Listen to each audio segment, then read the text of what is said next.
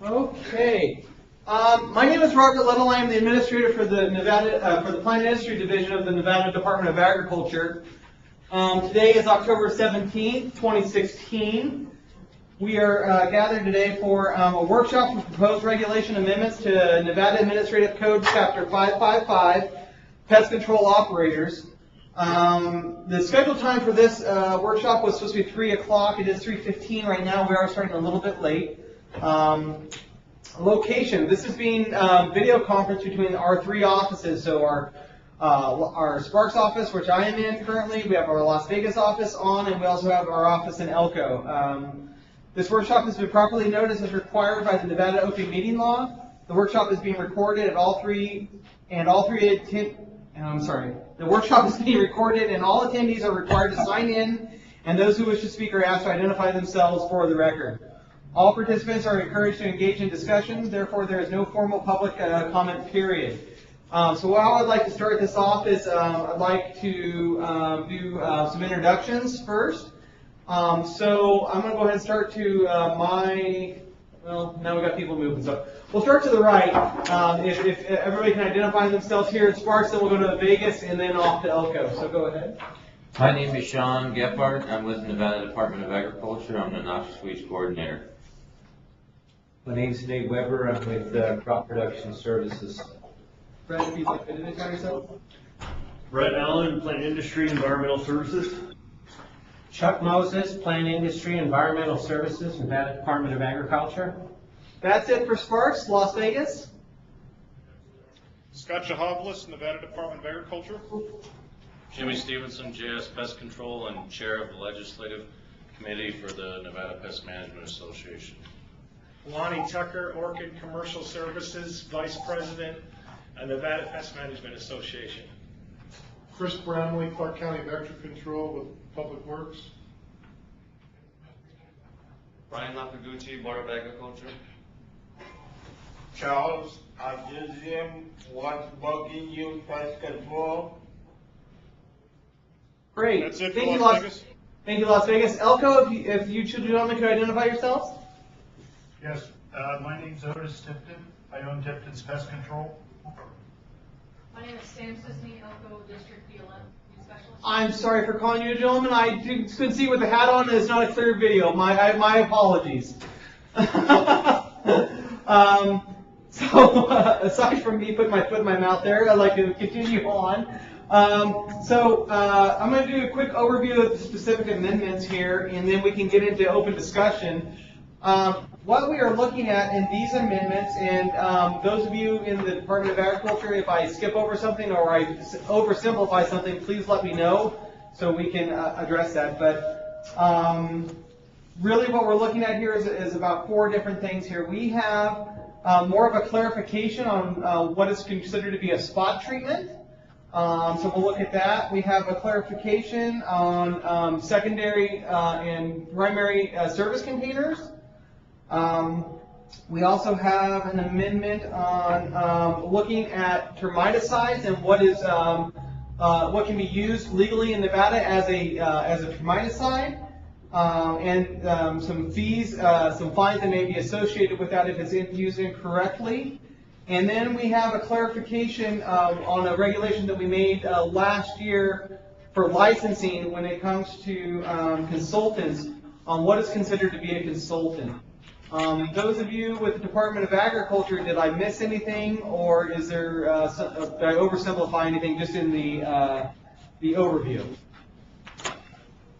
Well, one thing I'll say, this is Chuck Moses, Department of Ag, Plant Industry Environmental Services, is that another thing that you'll see in there is penalties that we, before we did define what a termiticide is, and that a licensed applicator had to use a registered termiticide to control termites, to do pre-treatment work and post-treatment termiticide work. So we had to develop some penalties for that. We didn't have that in the previous regulation when we made that change. And the other regulation that's change that we made is that we now or we're trying to get the ability to find a non-licensed, non-certified applicator who misuses a pesticide. And based on the pesticide label, they'll be required, just like they do in the federal law, to use pesticides only in accordance with label directions. But the state of Nevada will, if these regulations do pass, we will be able to find those individuals, and that would include landscape companies and anyone who may not be licensed or certified. So that's a big change for me. Thank you, Chuck. So with that, I'd like to open up just open discussion. Anybody that has comments, questions, concerns about these proposed regulation changes. And indeed, and I'd like to remind everybody, this is the workshop process part of amending regulations. So the way this typically works is, right now these are proposed. This is just the proposed language that we put out. We're asking for public comment on these things to see if we've overlooked something, maybe simplified something too much, or have maybe sectioned out a part of industry that this may be an undue hardship that we overlooked. So we'd like those types of comments in that open discussion. This is not set in stone. We can still change verbiage in here and make adjustments. After that time where we have come to an agreement on the changes, we will then notice for a hearing, which then we would be 30 days after we notice for that. And that hearing would be a hearing for adoption. And after we've looked at all the language, we've got it the way we want, we would have that hearing for one last look at it. And then it goes off to our Board of Agriculture for final approval. Brian Nakaguchi, board member Brian Nakaguchi, is in the audience in Las Vegas, could attest to that a little bit if you'd like. But the Board of Agriculture then would go for approval. If they approve that, then it goes to the Legislative Council Bureau for final adoption. So this is really just the beginning stage of looking at these regulation amendments and making sure that we've got it correct moving forward. So we have plenty of time to look at this thing and make sure we get it right. I just want to put that out there before we go any further. And now open it up for any discussion. And I do remind you, if you do have a comment or would like to make suggestions, please identify yourself for the record. And with that, I guess we're pretty much all NDA employees except for Mr. Weber here is from Crop Production Services. So Las Vegas seems like you have the most people in industry. Well, why don't we go ahead and start there and then see where discussion goes from there. Lonnie Tucker, Orchid Commercial Pest Control. To be honest, I've only had about 2 hours to look at the first one. The second one that Scott gave me roughly 15 minutes ago, I've looked at. I have not worked with our legislative committee or any other members of my association. So I'm hoping that we could adjourn this maybe and let me give it to my people. Is that possible? I'd be cautioned to adjourn it just because maybe there's some additional people, there's people in the audience that have already looked over some things and have questions that we can address at this time. Like I mentioned in my preamble, this is not set in stone, and we can definitely discuss more on this at a future date or in other discussions. So I'm hesitant to adjourn it only because there may be people that have, and nothing against you, Lonnie, that have questions that I would like to address at this time. But like I said, nothing is set in stone after this meeting. So maybe we can see if there's any additional discussion moving forward, and if that, we could adjourn for another time. And Jimmy Stevens, looks like you've got a question there. Yeah, I would just kind of like to second what he said. As Okay. chair of the legislative committee for the Nevada Pest Management Association, we got the draft of this last Tuesday, and like you said 15 minutes ago, we got a new draft. We haven't had a chance to meet with our association, let alone our committees, to even voice anybody's opinion. If we voiced an opinion today, it would be our personal opinion. And so somehow we're looking for some sort of continuance so that we can go and meet with our proper association members, board members, and committees to come back with a real representation of the association. And I completely understand that.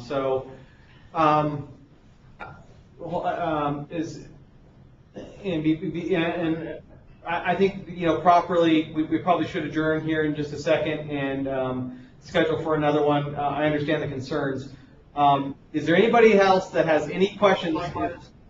Yes, I would like to. Otis Tipton's Pest Control in Elko, Nevada. The only one thing I really come here for, and it's pretty much the same as on the original, was on NAC 555.445, number 2. And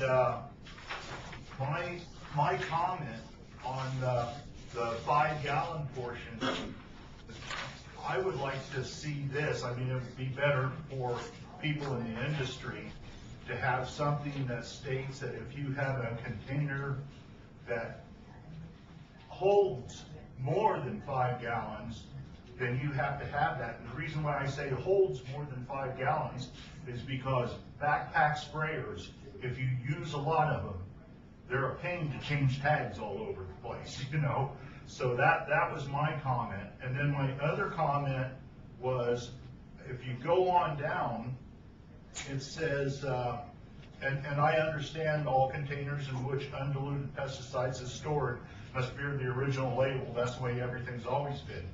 But number 4, I'm confused about when you say a complete label must be carried in the vehicle for each pesticide in the vehicle. We always had it as long as the original label is on that container, that is it. Scott in Las Vegas, would you like to address the 5-gallon portion and also then on the original container, just to clarify what is being addressed here? Yeah. Chapter 555.445, this was original language that was proposed last year, and it was cut from the regulation. On behalf of the Nevada Pest Management Association, I contacted a couple people and asked them if they wanted this brought back this time around. So I essentially just cut and pasted what we had last time, and the big concern was the 5, I believe it was 3.5 gallons, and that was the bone of contention last time. So talking to a couple of individuals after the original workshop, 5 gallons would have sufficed, so I went ahead and stuck that in there. This is language that the industry has wanted clarification on, so really it's up to them to tell us how they want that done. I have no problem of saying capable of holding more than 5 gallons. That's certainly not a problem. Complete label must be carried in the vehicle for each pesticide in the vehicle. As long as the original label is on the container, that is fine. This is for service containers. If you take it out of its original container and move it into a service container as it currently reads, you have to have a complete label in the vehicle for that particular product. If it's in its original container with the original label on it, that still is preferred. Okay, but the thing that I'm looking at is, like I said, I would like to see it say over, if the container is capable of having more than 5 gallons in it, because the way this is worded, I could carry 10 4-gallon containers and not put a label on them at all. I have made note of that. Okay. Charles. And the reason why I wanted it, I would like it over 5. Sorry, whoa. We got 2 people talking. Sorry. Was there additional question out of Elko on that one? And then we can go to Las Vegas. I know there's some gentlemen there that have got some questions. So was there a follow-up from Elko? The only thing that I was stating is the only reason that I wanted it for over 5 gallons is for specifically backpack sprayers. Yeah, understood. Okay, thank you. Scott, you've got some people in Las Vegas that would like to speak? Yeah, Charles has got his hand up back here. Okay. Yeah, I have a question on labeling. Will MSDS suffice?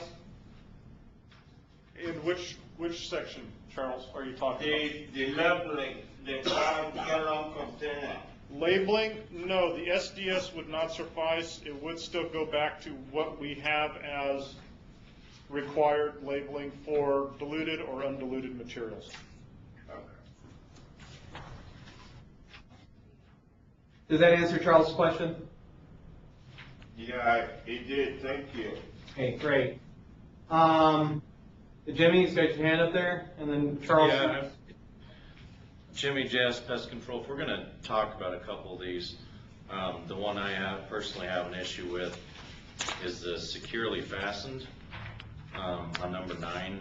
It's, I think, the 3rd page on the back. 555.400, number 9. I would say if you're going to use securely fastened or anything like that, it needs to be well defined, because securely fastened to me and to a mother that has a child that gets in your truck and to Department of Agriculture could be all different definitions. I understand that, and so do you have any suggestions on how you would maybe like to see that written? I don't off the top of my head. I'm just looking at this really for the second time, real quick. But that and I understand that is pretty vague. So what I'd like to do here, as we move forward a little bit, we are going to have an additional workshop on this, just because of the timing and the fact that the wrong document was sent out. I'd like people to really get a chance to look at it. Scott, if you could note that, and then get back with Jimmy as we go to, here's what we're going to do. We're going to notify a second workshop probably by the end of this week. So then if we notify it by the end of this week, it'll be somewhere near 15 days out from that. And so by the end of this week, Scott, if you've got some time, maybe talk to Jimmy on that one, and we'll address some of these other issues. Come out with a revised language for the new workshop that we will have. Let's say that's 15, 21 days out from now. And then everybody will have ample time to review maybe some suggestions that we're covering today. So. Noted. Okay. Chris, and then it looks like Charles has another one there. So. On this, Chris Bramley, Clark County Vector Control. On this issue of securely fastened, why not change or define what secondary container in the transportation mode is acceptable? Whether that be a box that is securely fastened to your truck or some kind of structure within the truck. That way, if you define what a secondary container for transport is, securely fastened would just be the noun, basically, of what that is. So the secondary container with a description of what that may be is securely fastened to the vehicle. Scott Chahavlis, Department of Agriculture. Chris, flip the page over. Secondary container is defined, so maybe there's some working that needs to be done there. Which? She's talking about 555445, number 5B. So you're talking. No, that's not the actual. Yeah, no, I was back here. Just flip one page. One more page?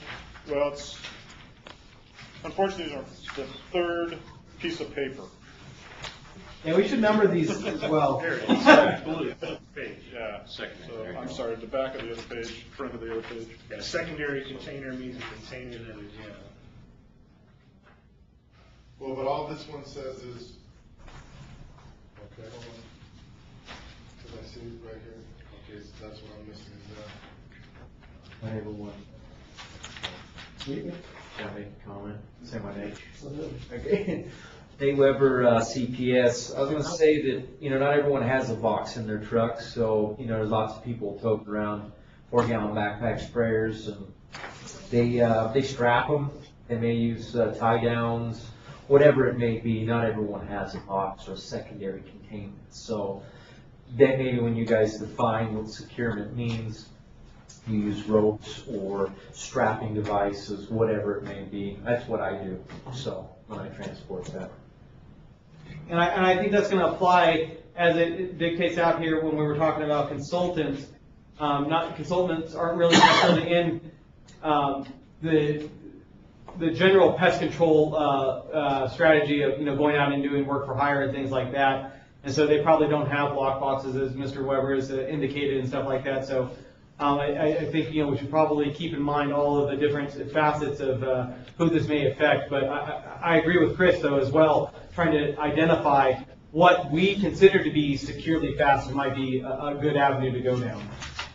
But is that container that is locked down with tie downs considered storable when you go into 7-Eleven? Is that secondary container that you've got a piece of rope on and you run into the store and you're there longer than, is that considered safe? I mean, that's, to me, the points that you're trying to make, is that you want these, because I see it all the time, you walk through parking lots, that stuff is not secure just because it has a tie down on it, if you're not in physical control of the vehicle. It's a good point, Chris. I appreciate you bringing that up. So Scott, it looks like we got a little bit of a think around on this one. So Scott Chahavlis, Department of Agriculture. What we have is a current regulation that the industry did not like. It was, in their opinion, vague as to whether or not an application device is a secondary container. So application device, is it a secondary container? All this is doing, it keeps the language essentially the same, but we are identifying that application devices, for the most part, are not secondary containers. They are considered to be an application device. So that's what this whole section is doing. It's identifying and defining what is an application device. In the old terms, a secondary container now becomes a primary container, and a secondary container is used to store and transport diluted pesticides for eventual use down the line. That's all that this is trying to do. And the issue is some inspectors in the industry's mind were saying that application devices are secondary containers and they need to be labeled. Other inspectors said application devices are just that, they're application devices and don't need to be labeled. So this whole regulation that we're working on is only talking about labeling of certain kinds of containers. So that's what this whole thing is about, is labeling of certain kinds of containers. So with that in mind, that clarifies it or not clarifies it. maybe a bit of both, depending on who's listening. So with that in mind, Scott, could we potentially put, and I know you've got it written here, some additional clarification language on what, and I think it is in here, but it may just not be exactly clear on what that, as you explained it, I guess, as to what an application device is in the context of a secondary container. Yeah, and that's why the previous page we defined what is an application device, what is a primary container, and what is a secondary container. And again, I just cut and pasted this from, because it was last minute, getting it in here. And I know some of the members of the, I don't know if it's the current or the past board of the Pest Management Association, wanted this brought back as soon as possible. So I kind of leave it up to the workshop here to work out the details on what they can live with, because currently we have what the department can live with, but I want the industry to voice their opinions on this. So it's something that they're clear with, that they're clear what is an application device and what is a secondary or primary container. Perfect. The gentleman in the back has had his hand up for a while there. Maybe he's got something to add to this. Yeah, this is Charles. This is with what's bugging pest control. I kind of concur with them. We need some time to look at this, but while we are on that, I have a little different difficulty what understanding what a consultant is as opposed to a principal. Can a principal be a consultant? Can you define the two? Scott Chahavlis, Nevada Department of Agriculture. Charles's question is, what is a consultant and can a primary principal be a consultant?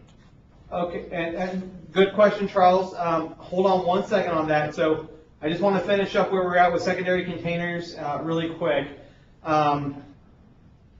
Scott, why don't we take a look at this? And since we're going to have a second workshop anyway, why don't we take a look at that? We kind of understand where some of the confusion is right now and see if we can explain this in a better way, make it a little bit more clear if you think. And then when we notice for the second workshop, we'll have that revised language in there for everybody to kind of take a look at. When we come to the second workshop, we can dial it in a little bit better. Is that acceptable by everybody at this time?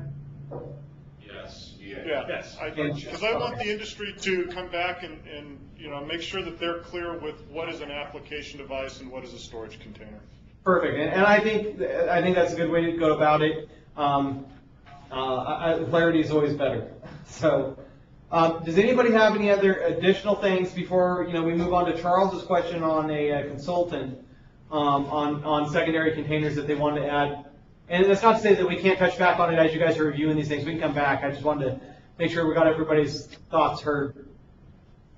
Okay, good. So, Charles, if I understand you right, you want to know if a primary principal can apply to be a consultant? Is that what the question was, or was it more in depth than that? Can it be the same? Can a consultant be a principal, or can a principal be a consultant as well? So Scott, you know more of the licensing rigmarole than I do on who qualifies for what. So consultant is a new field of licensing. So we currently have the agricultural aerial field, we have the agricultural ground field, we have the urban and structural field, which is what you guys are in, we have the government agency field, and now we're going to have the consultant field. So it's a field of licensing. And it has one category, and that's pesticide consultant. So yes, there will be a primary principal consultant, and they will have operators that operate under them. But the consultant can consult in any aspects of pest control.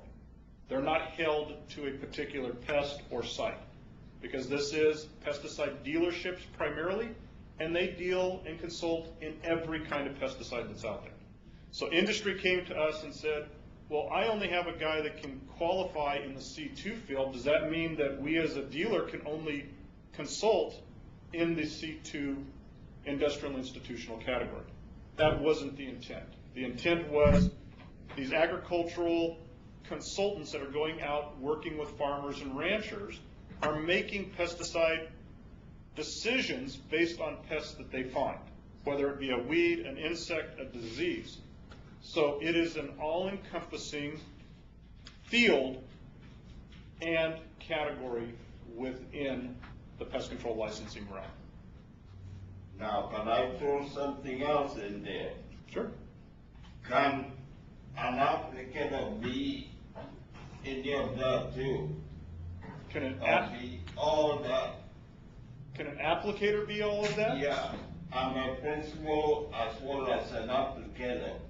If you work for a dealership, you could have a consultant license, and you could have an applicator license for a particular field in the ag, ground, aerial, urban, structural, or government. So you could be both, but you couldn't apply pesticides as a consultant because you're not applying pesticides. You're going out and making an informed decision on a particular pest problem. But then you could turn around and be the applicator as long as you are applying within your current field and category of licensing.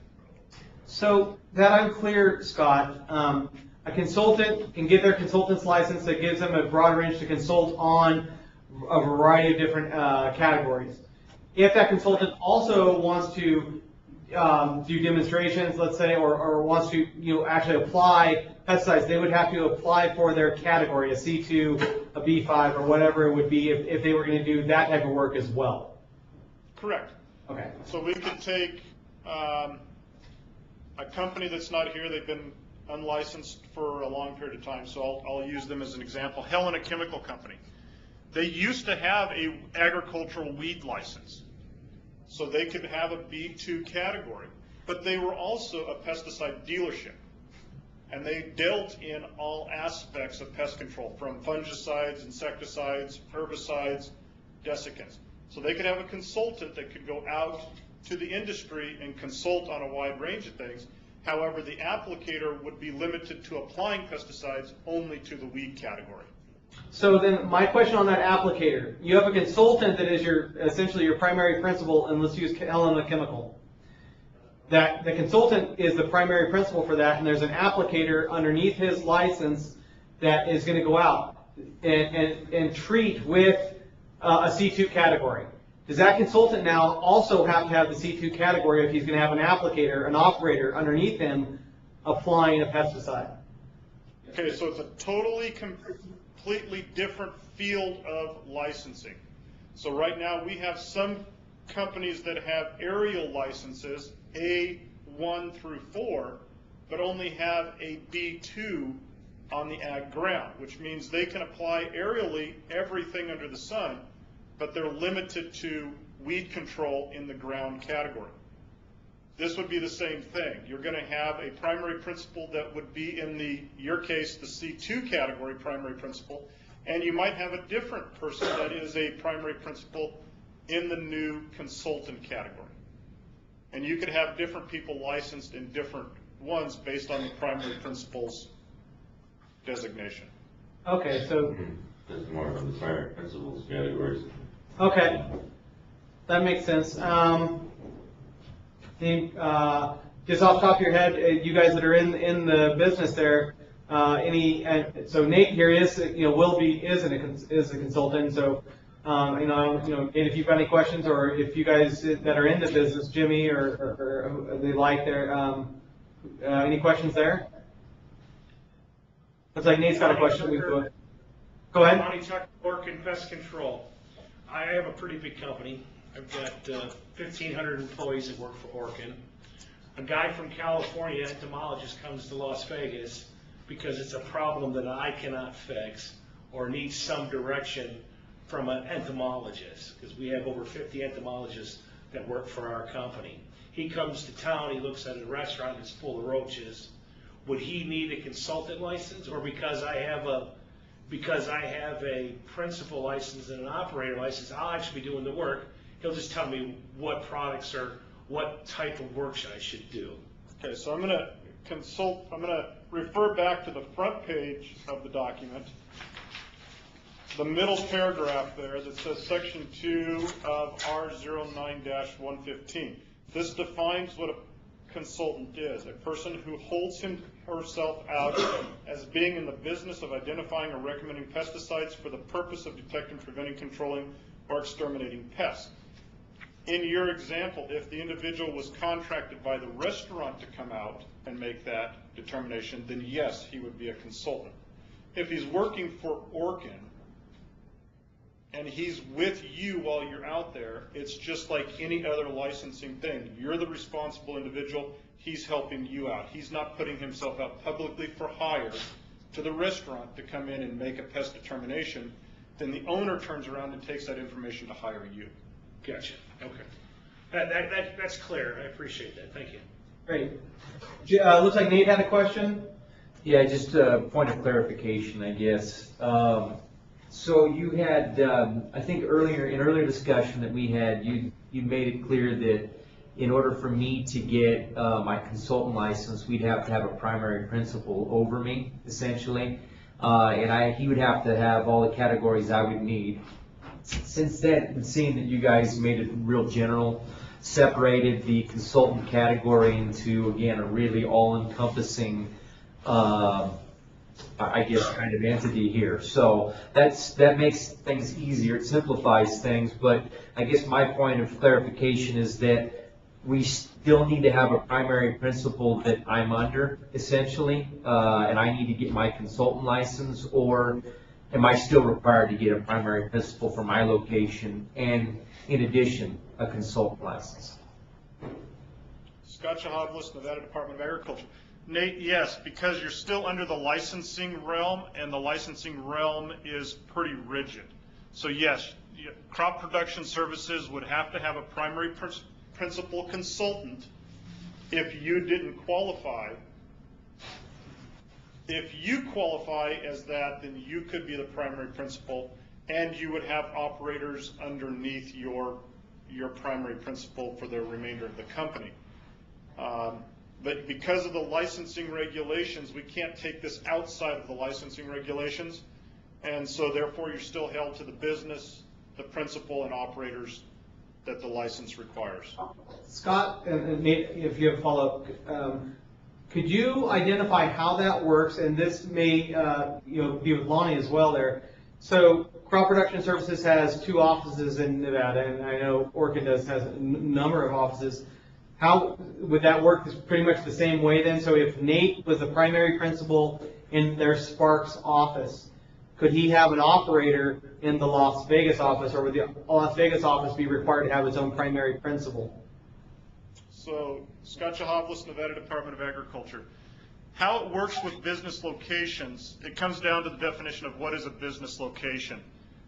If Sparks and Reno have 2 completely separate business locations, and by definition that is where the daily activities of the business takes place, then you would have one primary principal for all of crop production services, one primary principal consultant for crop production services. The location that primary principal was not working out of would have a location principal, because you have 2 business locations.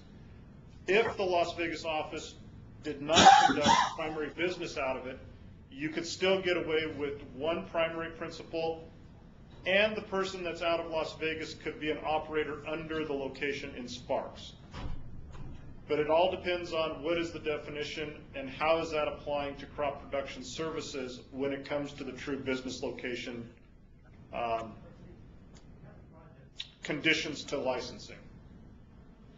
Okay, great. And I probably just really confused the whole thing. I got it. So Scott, Lonnie with Orkin Commercial, if my main business address, and you can correct me if I'm wrong, I'll just run through this because it's in my head. My primary business location is in Sparks. I have, under my company name, let's say it's LT's Pest Control, I do work in Las Vegas with one of my operators, and I do some more business in Henderson, I do some in Reno, Carson City. I could be the primary principal at my business location, but my people could work in Las Vegas, Henderson, Reno, and Sparks. But they're reporting directly to me. That's correct. Okay, so it all comes back to the definition of a business location, where the daily activities for that company take place. So if all your daily activities come out of, your records are stored in Sparks, your telephone rings to Sparks, you dispatch operators out throughout the state, you have one business location in Nevada, you have one primary principal per category. Gotcha. That makes sense. Does that answer your question? Yes, so I guess the clarification from Scott there is that we have one primary principal for our business, we have a location principal for, say, it be the Yarrington office, separate from the Sparks office, and that's pretty much the gist of it there, from what I'm understanding you're saying. Is that right? Correct, and then anybody in those satellite offices, let's call it that, underneath that primary could be just an operator, or they would just be the consultant license, correct? Right. That's correct. It would be an operator or consultant. Yeah. Okay. Does anybody else have any additional questions on consultants? I guess one more.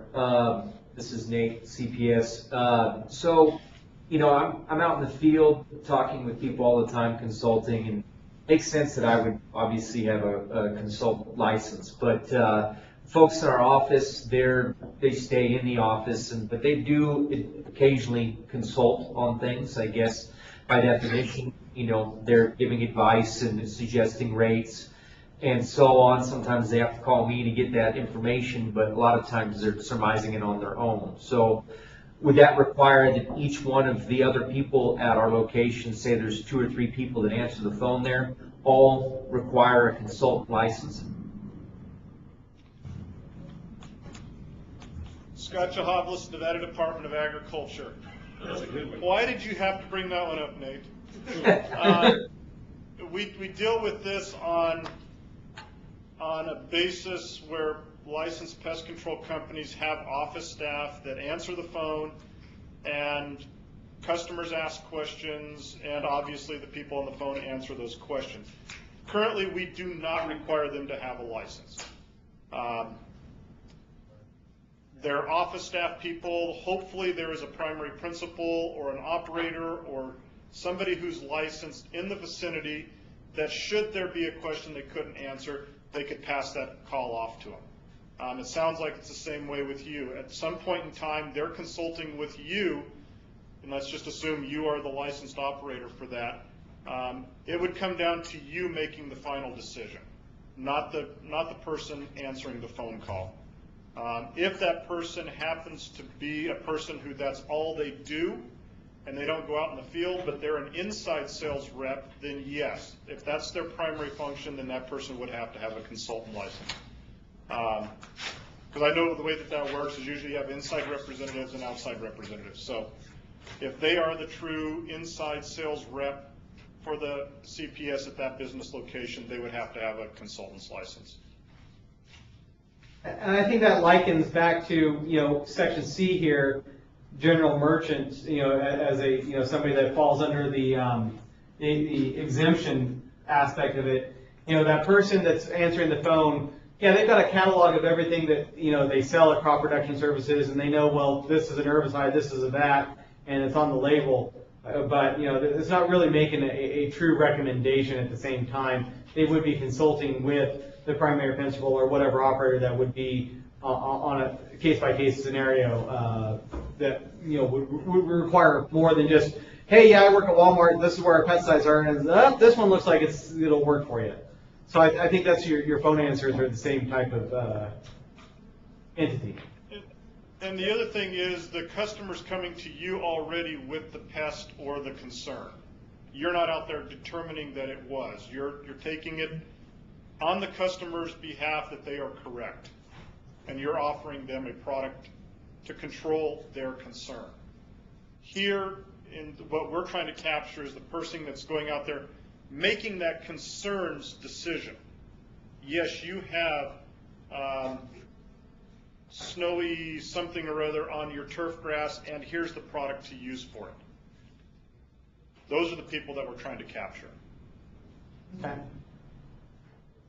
Scott, Charles, I just am with West Bugging Pest Control. So, on the subject of consulting, the way I see it, I can talk to somebody, right? But I cannot suggest what they can use, like pesticide. For you? No. If I understand correctly, I can talk to anybody that I want to, as long as I don't suggest that they use A, B, C pesticide, right? Well, I think Charles is... I need a for that, to be a consultant. I think what Charles... Now I'm confused. Okay, so Charles is confused on when do you need a consultant license and when do you not need a consultant license. And maybe the example I used wasn't very good, I don't know. But if you're answering the telephone at a business, crop production services, and you're a receptionist and that's what you're paid for, and a customer calls up and says, what's a good pre-emergent weed control? that I can use at XYZ site. Okay, and maybe the lady, because they get that question 30 times a day, she has a chart and she says, well, you can use XYZ product, ABC product, CBS product, and here's the cost. Okay, I'm going to take number one because it's the cheapest. Okay, come down to our office, pick it up. She's a consultant. Okay, in that case, she's not a consultant. She's not a consultant because she's not making the pest identification and she's not recommending the product. She's just saying, based on what your concern is, here's the products that I have available that you can use. You're making the determination on which product. Okay, it's the same as Orkin having a secretary that somebody calls up and says, I got this this spider and I want to know what it is and this is what it looks like, and if she's got a chart available and she says, well, that's a black widow. Is she licensed or not? No. No. Okay.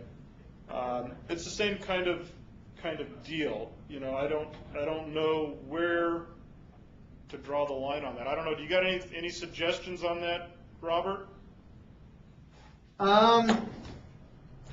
No, it's going to be great. I mean, I think this is one of those things where I know what pest control consulting is when I see it.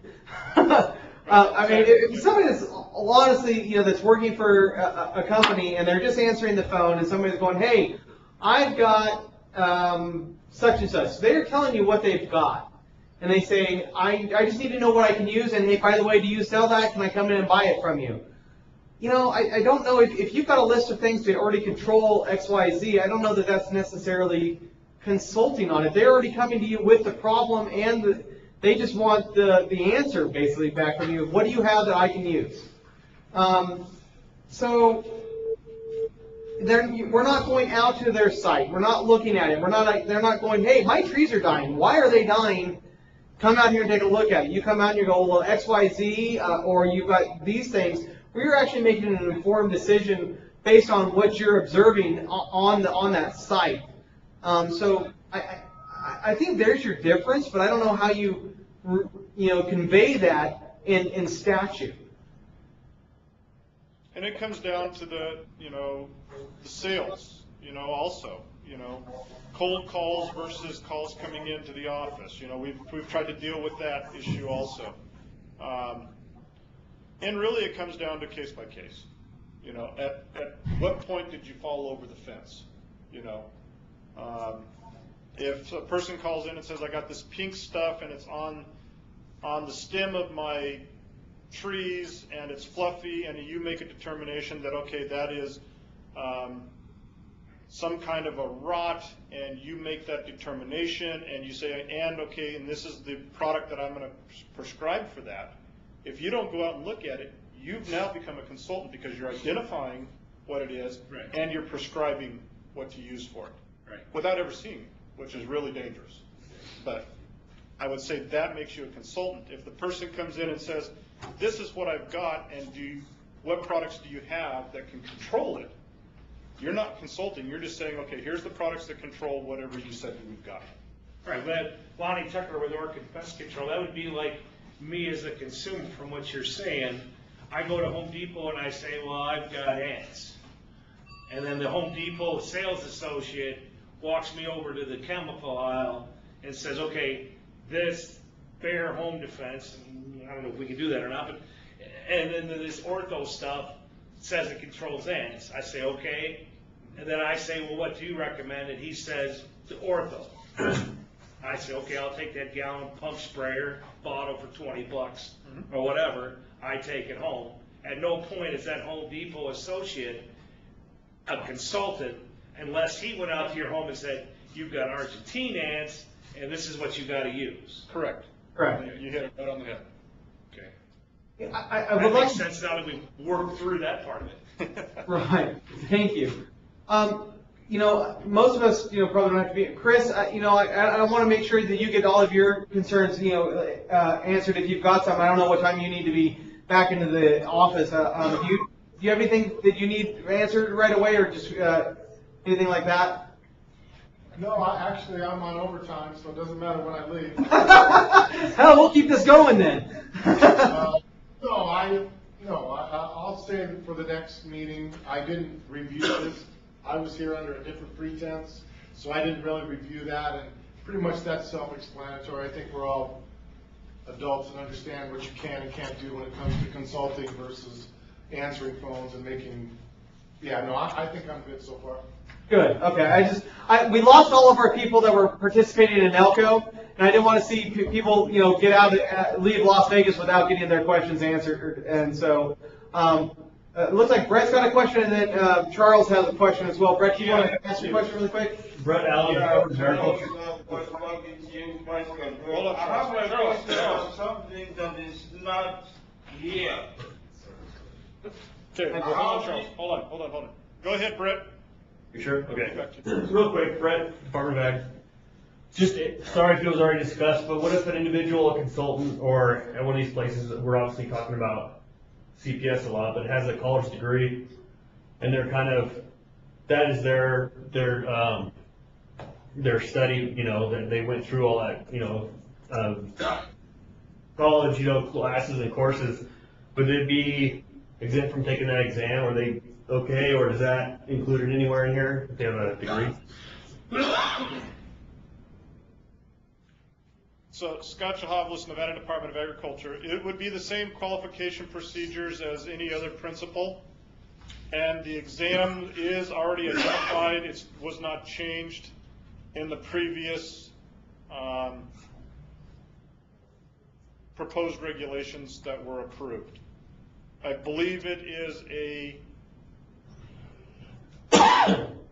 category and a core. So we would develop a consultant category exam, and they would take the current core exam. Right, because if you are a certified crop consultant, you wouldn't automatically get a pass on that just because you were a crop consultant. You would still have to take the exam anyway. So I don't see how being having a degree, even though that was your study field, great, you should be able to pass that exam. Then I would. Okay. Hi, Sean Gephardt, Nevada Department of Ag. To support what Nate was mentioning in terms of use rates, I'm looking at the section, consultant means a person who is employed by a person who publicly holds himself or herself out as being in the business of identifying pests, recommending pesticides, and or suggesting use rates. Would that be an important component to that definition, suggesting use rates? Because I don't believe that people who are not going to be holding themselves out as consultants would kind of venture into use rates.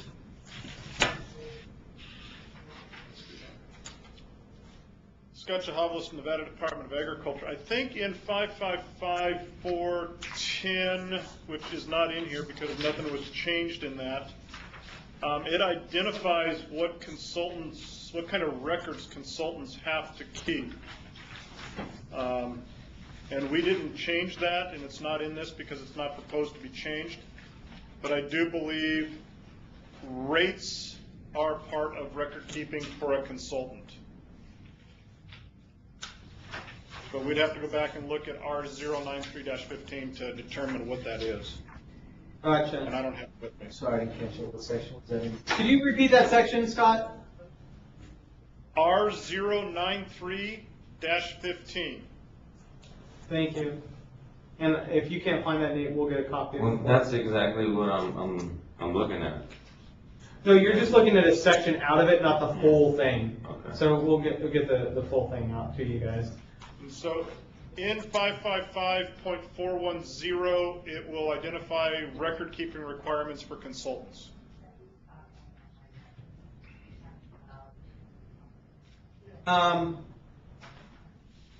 So in section 2, when we're talking about consultants again here, an exemption was to on site where it says B, Nevada Cooperative Extension Educator. And so that's our J. Davis, people and other extension educators across Nevada. I'm assuming this would also apply, let's say, to Jeff Knight when they call, hey, I've got this and this, and Jeff, although he doesn't make a recommendation on a brand of herbicide or pesticide, or maybe it'd be a pesticide and insecticide, would that extend to maybe Jeff, or, I don't know, Chris is a county agency. Chris, I don't know if you guys have any people there that answer general type of questions. I mean, are we covering everybody just by saying Nevada Cooperative Extension Educator, or are there any other entities that we can think of, or persons that we need to possibly identify here, or make it a little bit more general that we know who all is covered by that?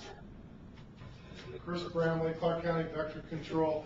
I do that almost on a daily basis. People call up and say, I have this problem or I have that problem, and as working for the county, we never recommend a specific herbicide or pesticide for any issue. We may talk about characteristics and things that come from whatever they may have, but the recommendations are always to seek and find a qualified pest control company or a weed specialist or a landscaper, or, we never make the, I never, put it on the line and say, you need to call this person or use this product, but I will speak about, here, this pest causes this kind of damage. You should look at hiring somebody to come in and take care of that business for you. We never make that for the public. Right. I do that quite a bit. People call up and say, I have bugs flying in my house and they're biting me. Now, I may say, if you want to bring a sample in, we'll identify the sample and see what it is, but always the recommendation is to hire a licensed or, some company to do that work for you, the remediation work. Okay. Scott Jobless, Nevada Department of Ag. I don't want to get too far away from this, but this is people who publicly hold themselves out as being in the business of doing this. And I think that's an important key component to this definition. No, and I think that's a good. Thank you. I forgot that aspect. So yeah, I think you're good there. So what we had was Extension was doing some consulting work at one time, I think, and that's why that got put in there. Right. Well, let's say our office, for example, Jeff Knight, Shoal Wang, and they do put on their website that hey, bring your pests in for identification. And Jeff does make recommendations to the extent that, like Chris was mentioning there, he does not say you need to use Garlon or you need to use well, Garlon's a bad example because that's a weed controller, but whatever insecticide may be out there for it. But he never recommends a brand, but he will recommend, an active ingredient, or he will give a list of pest control companies. So for that case, all I'm asking you is, we have identified Nevada Cooperative Extension in here as an educator. Do we need, if we're going to identify one, do we need to identify, let's say, people in our realm, or is there anybody else out there that already does a public service, because that's a public service at Cooperative Extension, that we have excluded? Scott Jahablis here, Department of Ag. We could take a look at what NRSs are out there, because I believe Division of Forestry has some people that are foresters. We could say the state entomologists, the state plant pathologist, the state forester. If we wanted to go that far, we could probably look at the NRSs that are out there with individuals within state agencies and identify them as being exempt. Okay. And I don't know if we're ever going to catch everybody in that, or if there's maybe a little bit more general language that we could use in case somebody pops up next year and goes, well, hey, you guys left me out. But I just want to make sure that all public entities that kind of do delve into this realm a little bit are covered.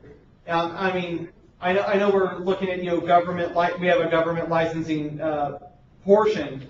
And so, some government entities may already be covered as a pest control operator or a pest control company anyway. I just want to make sure if we're going to call out one, it doesn't exclude the rest, or if we make it general that it includes those public entities.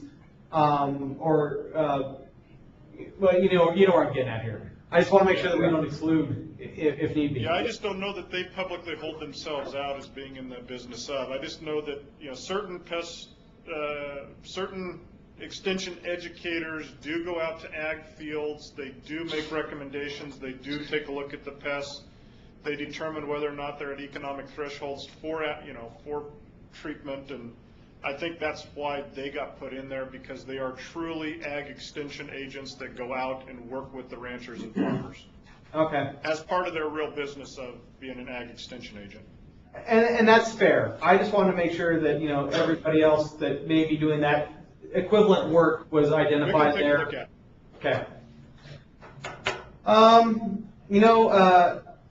Lonnie and Jimmy, I know you guys haven't had a lot of time to go over this, and there's a lot in here on some things. On the termites side, does anything strike your guys' fancy? You know what? Before I even get there, Charles had his hand up a while ago when Brett was trying to ask him. Does he still have a question? Oh, me? Yes. Yes, you. Yeah. How do you deal with people that buy stuff on internet? Do you think about that? The question is, how do we deal with people who buy stuff on the internet? Being like an actual pesticide with a label that makes a claim? I see that all the time. Okay, so I'll take a stab at this. I don't know if Chuck wants to, but if they're restricted use, they have to be a dealer, and I know we've dealt with that. But general use products, we don't really deal with much internet sales. So my answer. Go ahead. Charles says it's not general stuff. Okay, well, so anybody that's trying to offer for sale in the state of Nevada, let's say it's through the internet, a pesticide product, that product needs to be registered in the state of Nevada. Regardless if it's a 25B or if it's a general use or if it's restricted use, it has to be registered with the state of Nevada. So if it's only just a product that's being sold and we find out about it on the, somebody's trying to sell it in Nevada, we will require them to register it in Nevada. If they are selling it in Nevada and it has not been registered, that opens them up to a fine of any sort there.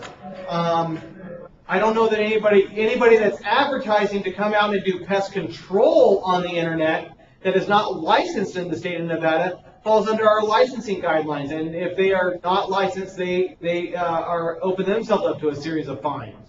So I hope that answers the question. Is there more? Did I cover it? Charles? I'll leave it for now. Let me deal with him. Okay, he'll deal with me. Okay, perfect. Excellent. So the termiticide, we want to make sure we have this right, and we're going to have the second workshop, as I mentioned. I don't know if you guys had a chance to kind of look at that a little bit. I know you guys delved in that, and so was there anything that right off the bat struck you as, hey, wait, where are we going here, or are we good there as far as you guys know at this time? Go ahead, Jimmy.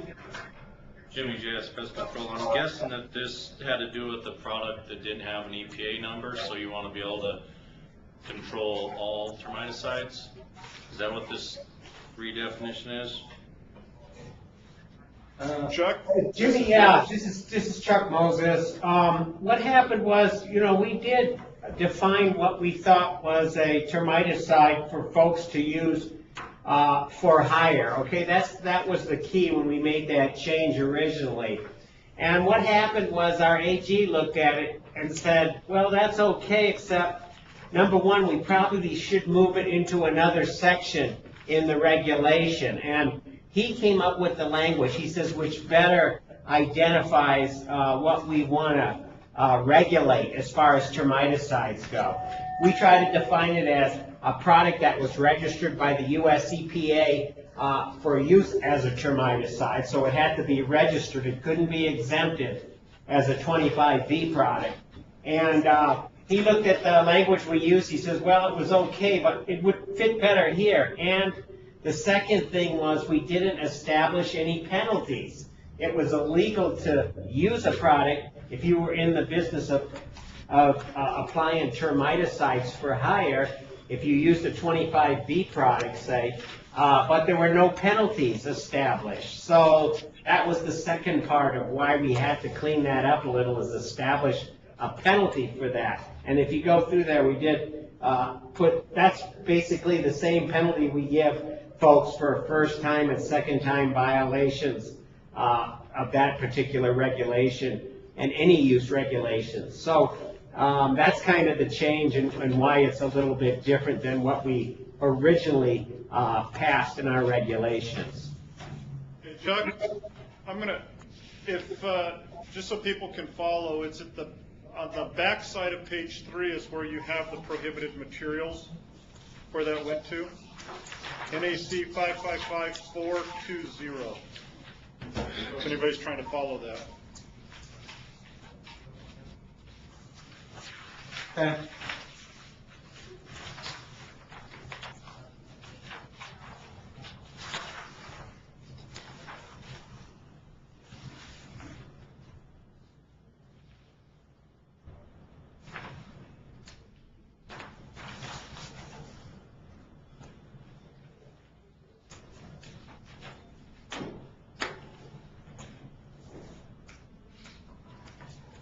Okay, Chuck Moses again. Anybody, is that clear to most folks? You know, I think that the AG just wanted to make sure that we had that, that language really specific so that there would be no question on, you know, what products would be considered a registered pesticides but used for termiticide. So that was really the key.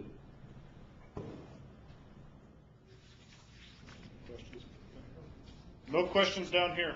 Okay. Well, I think at this time then, that covers kind of the four main topics that we were talking about within these revisions. And I know there's probably, you know, people want to digest it all, read through all the language, and then maybe come back with some additional questions.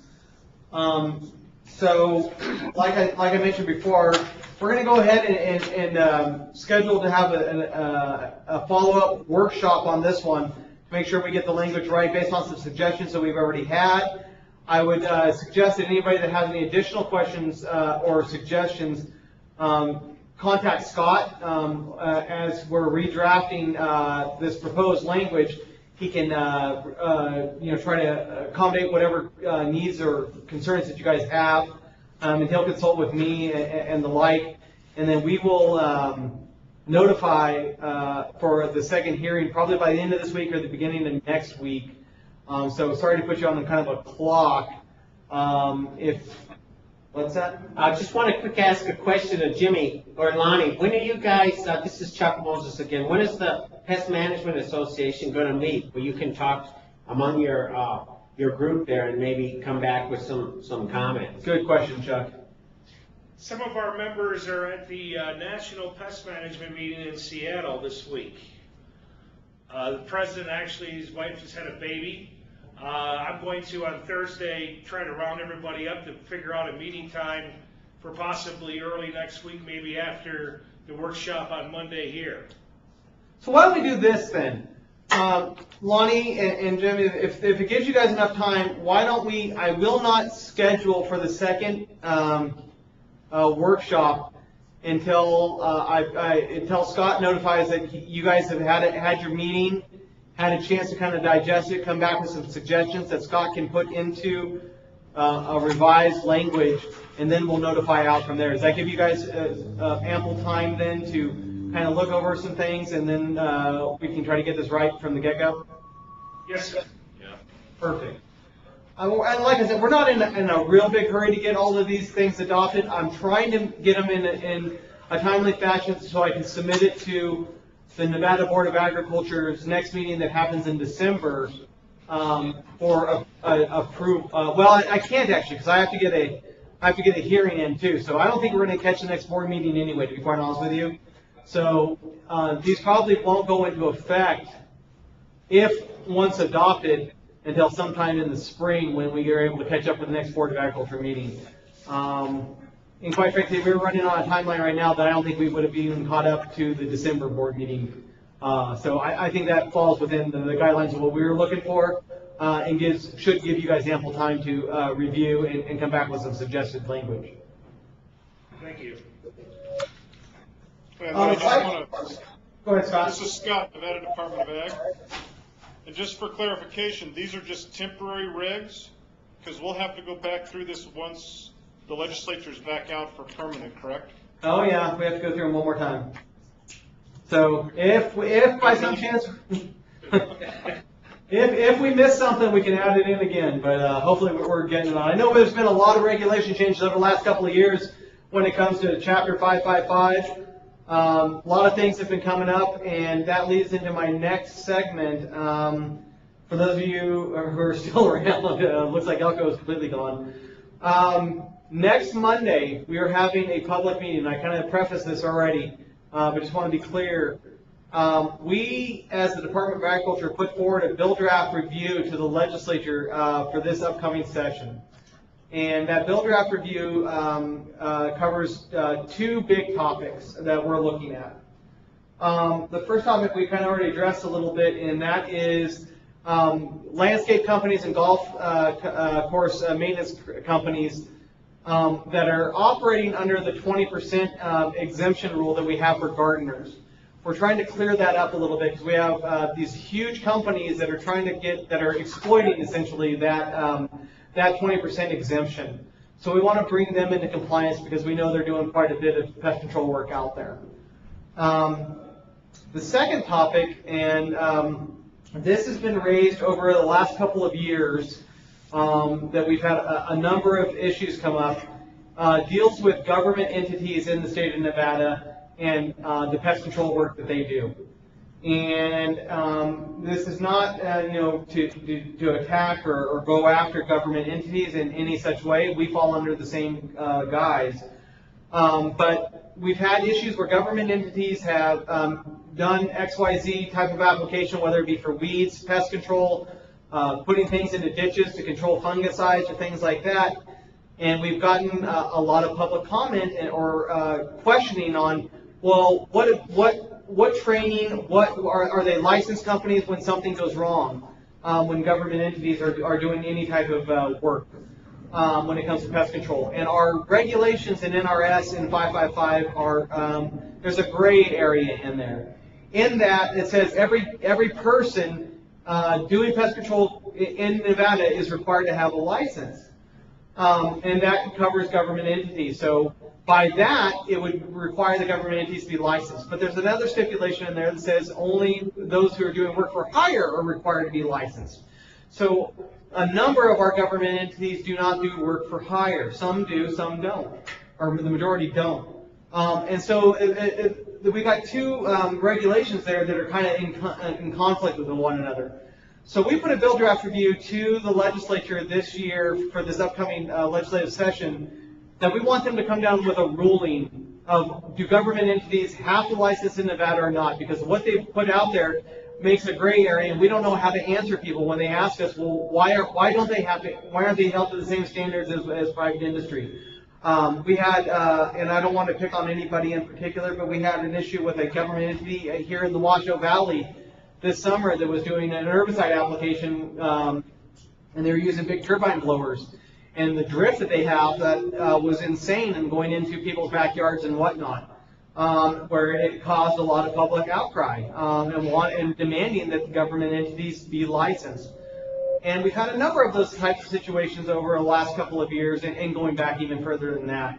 And so we don't really know how to answer those things, and we need the legislature to come down with a ruling of what they mean by government entities must license and then the for hire thing. So next Monday on the 24th at our offices here in Sparks, also in Las Vegas and also Elko, we're having a public meeting to kind of just lay out what we propose going to the questions that we're asking of the legislature, and if they decide the government entities do need a license, how we propose that would look for Nevada. And so we want it to be completely transparent. We want everybody to have, be able to come in and talk a little bit about this and and let us know what they think about it, how this may affect their government entity or their also with that 20% exemption rule. So next Monday, like I said, 24. Can you guys still hear us there in Las Vegas? We got someone that said this call ended. Yeah, I can hear you. Okay, sorry. We want to have this discussion, so I would like to invite everybody that kind of this affects. I don't know. You guys still there? We're here. Yeah. Okay, sorry. Our end is going really funky, and they're trying to hang up on people, so we're not sure what's going on. So. No, we're getting a lot of feedback. Yeah, we're getting that too. I don't know why. I just want to put that out there, make everybody aware of what's going on, and invite those who have an interest in this to please attend that meeting next Monday. It's at 9 o'clock in the morning, like I said, at all three of our offices. It's scheduled 9 to noon, but quite frankly, I scheduled the rooms till the end of the day. We'll just keep going until we've got every question answered. But that's where we're at now with this bill draft review. We don't want it to come up just in session and everybody go, hey, what the hell's going on here? We want to be completely open and get good dialogue going on why we've put that forward to legislature. So with that, does anybody have any additional questions or comments before we move to adjournment for this meeting? And like I said, I will schedule for a second workshop and get that out there as soon as we hear back from Nevada Pest Management Association. Charles? Chris? No? Brian, you were quiet? I guess we're all good down here. Well, thank you. I thank everybody that attended and those that, go ahead, Scott, you have something? No. Okay.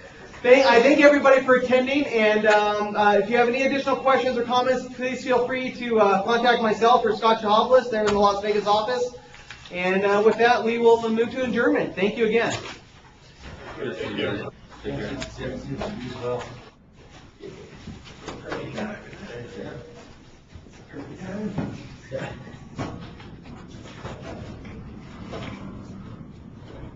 Okay, I gotta open and close one more really quick. Nobody's here. I just gotta open, close. So I can just hit sign in. Yeah. Is it okay? Yeah. So did it not record all of that? I think it did. I can check it though.